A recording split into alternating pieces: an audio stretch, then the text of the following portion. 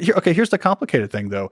Like you could think about in your own life, starting the podcast as one of these just cool opportunities that you put on yourself, right? Yeah. Like, I could have been talking to you at MIT 4 years ago Yeah. and be like, don't do that. Like Yeah. your research is going well, right? Yeah.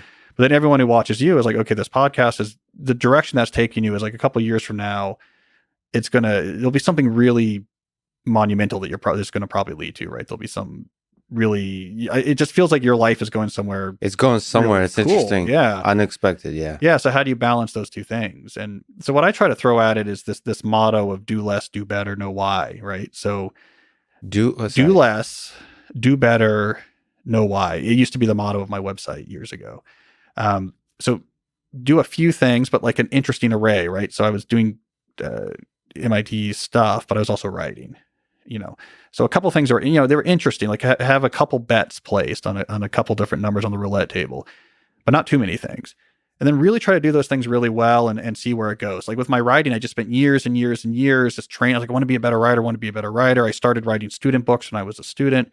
I really wanted to write hardcover idea books. I started training. I would use like New Yorker articles to train myself. I'd break them down and then I'd get commissions with much smaller magazines and practice the skills. And it took forever until, but now today, like I actually get to write for the New Yorker, but it took like a decade. So a small number of things, try to do them really well. And then the know why is have a connection to some sort of value.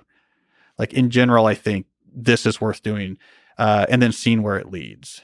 And so the choice of the few things is grounded in what, like a little flame of passion, like a love for the thing, like a sense that you say you wanted to write, get good at writing.